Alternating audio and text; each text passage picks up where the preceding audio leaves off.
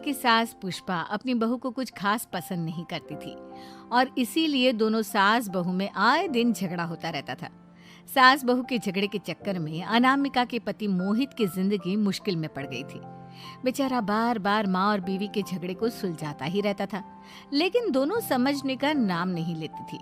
वैसे तो सब कुछ ठीक ठाक चल रहा था, लेकिन एक दिन अनामिका और पुष्पा के अंदर जोरदार झगड़ा हुआ और बात कुछ इस तरह थी।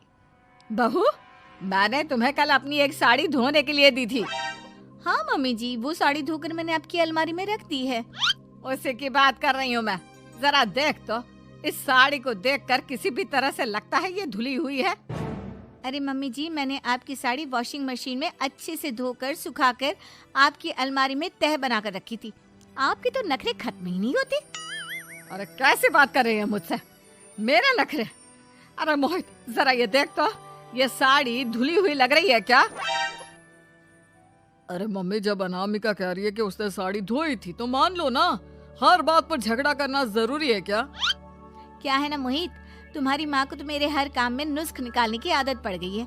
जब तक दो चार खरी खोटी सुना नहीं लेती ना, इनका दिन नहीं निकलता। अरे चुप कर, बहू होकर मुझे जवाब देती हो। एक तो गंदे कपड़े उठाकर अलमारी में रख दिए, ऊपर से कैंची की तरह कचर कचर बोली जा रही हो। अरे मम्मी जी, आपको समझ में नहीं आता क्या? मैंने साड़ी धो कर रखी थी। तो फिर इतनी गंदी क्यों लग रही है?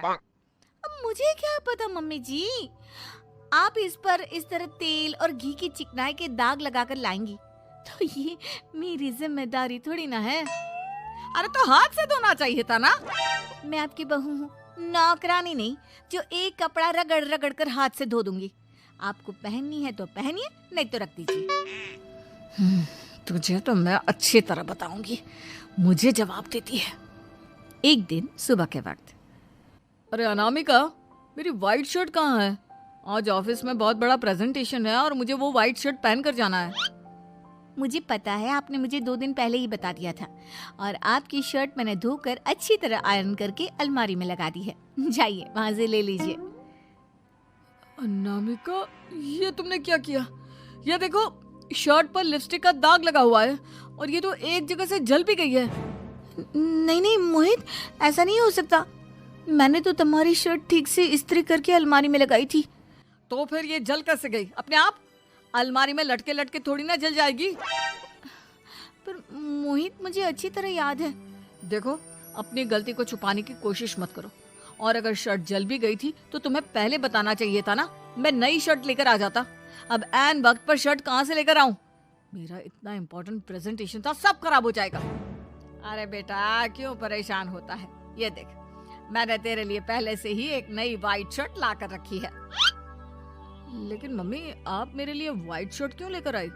अरे मुझे पता था तेरा प्रेजेंटेशन होने वाला है और अपनी इस बहू पर तो मुझे बिल्कुल भी भरोसा नहीं। क्या पता मेरी साड़ी की तरह तेरी शर्ट भी गंदी करके रख देती। और देख, वही हुआ ना। बेटा, सारी टेंशन छोड़ और ये नई शर्ट पहन कर जा। थैंक यू मम्मी, आज तो आपने बचा लिया मुझे। कुछ दिनों के बाद, अरे अनामिका, जानती हो, ऑफिस में मेरा जो दोस्त है ना अमर, आज उसका बर्थडे है और उसे तुम्हारे हाथ का चॉकलेट केक बहुत पसंद है। थोड़ा सा बनाकर टिफिन में रख दो ना प्लीज। हाँ हाँ, क्यों नहीं, मैं बहुत अच्छा केक बनाकर आपके दोस्त के लिए रख दूंगी। तुम्हारे हाथ का खाना खाकर तो वैसे ही मेरे ऑफिस के सारे लोग इतनी तारीफ करते हैं, क्या बताऊं। प्लीज एक अच्छा सा केक और बना दो, मेरी तो ऑफिस में शान बढ़ जाएगी। अनामिका केक बनाने के लिए रख देती है। पुष्पा चुपचाप जाकर उस पे ढेर सारा नमक डाल देती है। देख अमर, तेरी भाभी ने तेरे लिए चॉकलेट केक बनाकर भेजा है, तुझे बहुत पसंद है ना? यार, तू बहुत किस्मत वाला है, भाभी इतना अच्छा खाना बनाती है और साथ में केक भी। वैसे भाभी को थैंक यू बोलना। थैंक यू बाद में, पहले तो ये केक खा कर देख, बहुत मेहनत से बनाया है अनामिका ने। अरे यार, इस केक में तो बहुत सारा नमक है। लगता है भाभी ने शक्कर की जगह खूब सारा नमक डाल दिया है। अरे मोहित, तू तो अपनी बीवी की कुकिंग की बहुत तारीफ करता फिरता है। जरा पूछना अपनी बीवी से, केक में नमक कब से डलने लग गया? क्या यार, तुझे भी मेरा ही जन्मदिन मिला था बिगाड़ने के लिए। केक नहीं लाना था तो मत लाता, कम से कम मुझे इस तरह नमक वाला केक तो नहीं खिलाता। अरे नहीं यार, अनामिका ऐसा नहीं कर सकती, जरूर कुछ गड़बड़ हुई होगी। घर जाने के बाद अनामिका, अगर तुम्हारा केक बनाने का मन नहीं था तो ना बनाती, लेकिन मेरी बेइज्जती करवाने की क्या जरूरत थी? अरे आपकी बेइज्जती, ये आप क्या कह रहे हैं? मैंने तो सुबह आपको इतने अच्छे तरीके से केक बना कर दिया था। हाँ, लेकिन उसमें इतना सारा नमक डाल दिया था कि आज ऑफिस में मेरा अच्छा खासा मजाक बना है। मेरे सारे दोस्त हंस रहे थे मुझ पर। अरे बेटा, मैंने तो तुझे पहले ही समझाने की कोशिश की थी। एक नंबर की गैर जिम्मेदार है ये लड़की, कोई काम ठीक से नहीं करती। उस दिन भी गंदी साड़ी रख दी थी मेरी अलमारी में और झूठ बोल रही थी। कुछ दिनों के बाद अनामिका देखो, मैंने अपना लैपटॉप चार्जिंग पर लगाया है, उसे अच्छी तरह चार्ज होने देना। मेरी एक अर्जेंट मीटिंग है, प्लीज बीच में से हटाना मत। हाँ हाँ ठीक है, मैं नहीं हटाऊंगी। पुष्पा चुपचाप से जाकर चार्जिंग का बटन बंद कर देती है। थोड़ी देर बाद अरे ये लैपटॉप चार्ज क्यों नहीं हुआ? और ये बटन किसने ऑफ कर दिया? अनामिका इधर आओ। क्या हुआ? क्यों चिल्ला रहे इतना? अनामिका, मैंने तुमसे कहा था ना, मेरा लैपटॉप चार्जिंग पर लगा हुआ है, मेरी अर्जेंट मीटिंग है।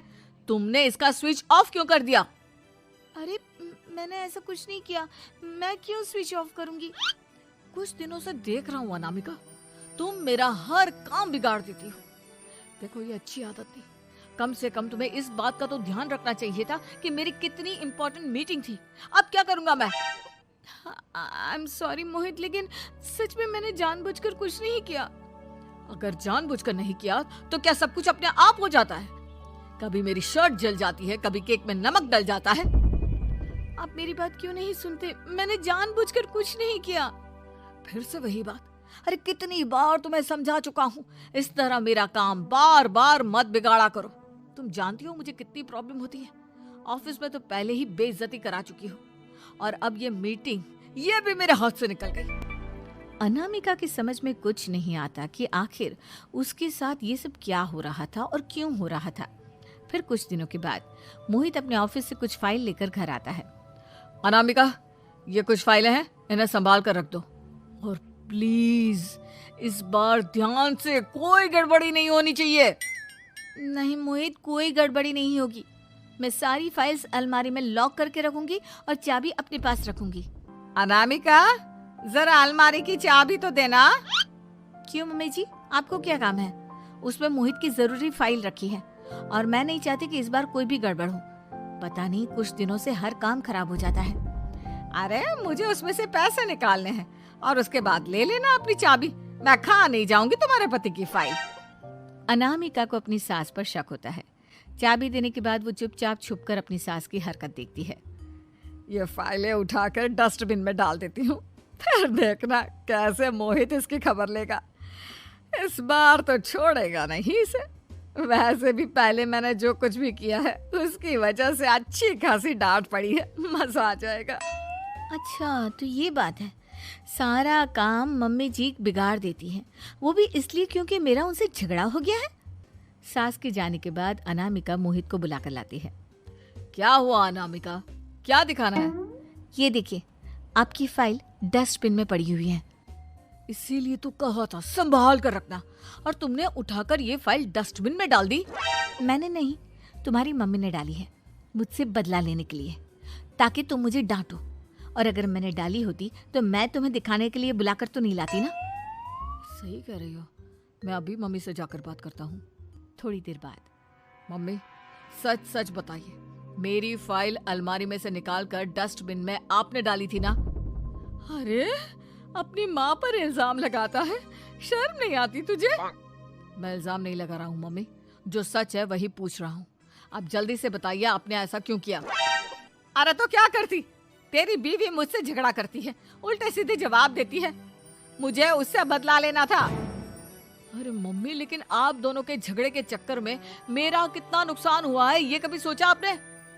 मम्मी जी, अगर आपका बदला पूरा हो गया हो तो आइंदा ऐसी कोई हरकत मत करना, क्योंकि अब आपकी सच्चाई हमारे सामने आ चुकी है। यह तो वक्त ही बताएगा मैं क्या करूंगी और क्या नहीं। मम्मी जी, कहा ना आप ऐसा कुछ नहीं करेंगी। अरे मेरी जो मर्जी आएगी वो मैं करूंगी। मेरा सर घूम रहा है। सास बहू के झगड़े में मेरी जिंदगी का तो कचरा हो गया है, कचरा।